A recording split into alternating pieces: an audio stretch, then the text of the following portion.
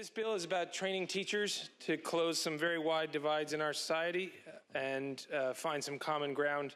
This Teachers Collaborative on Holocaust and Genocide Education has been up and running in the state for the last 3 years, and it's an inspiring cross-section of voices that often don't get heard. Not just survivors of the Holocaust, but voices from the Armenian genocide to the Rwandan genocide, to the Cambodian genocide, and it also makes clear that should, in the future, the UN deem other atrocities actual genocides, that those will also be at least eligible for consideration in the material that is brought to these teachers. This is not about curriculum, though, to be clear, and this is the first time that the state is actually just going to provide these kinds of opportunities for teachers. This ranges from your ethnic studies teachers who are looking for these kinds of voices to a social studies or a math teacher. I've been to these collaboratives, and I will tell you the internet makes us feel like we have nothing in common some days, and that we should all bring our politics right into that classroom, and they just find a way through their experiences and through these voices that we're bringing to the table to make a different kind of education for our classroom and bring to life things that are at risk of dying.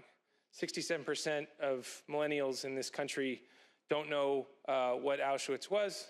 Never even 50% of Gen Z has never even heard of certain aspects of the Holocaust. And this is personal, I know, for everybody. So we all come from somewhere, and hopefully this bill brings that to the fore and makes it a little different future for our classrooms and for our teachers, because I really do think they are the solution.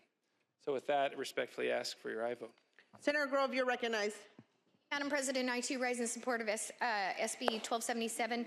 And like my colleague from San Francisco says on Fox News, Jesse Waters does a man on the street thing. And right before October 7th, he was out there on the street going, hey, do you know what the Holocaust is? Do you know what this? Do you know what this?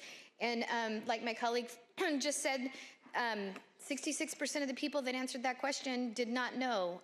And I don't know if it was that number, but probably one out of two did not know what the Holocaust was. And that's a pretty scary thought when you think about just random people on the street that don't understand the significance of what happened in our history. Respectfully ask for an aye vote.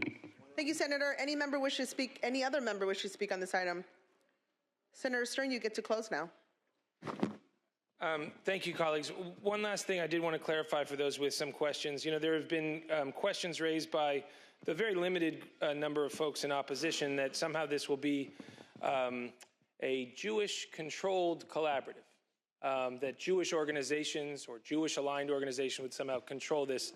I'd say at first it's a dangerous kind of language to use because it feeds into some tropes and stereotypes that I think we really need to get away from. But secondly, if you read the language in the legislation, this puts this program into the state. So there is no one organization called out into the bill to run this operation. In fact, the cross-section runs from indigenous American groups to Armenian groups. It's a collaborative. That's literally the design of the bill. So I just want to express the author's intent as well as the text of the bill has that in there. With that, I respectfully ask for your aye vote.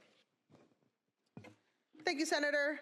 Any objection to utilizing the unanimous roll call on this item?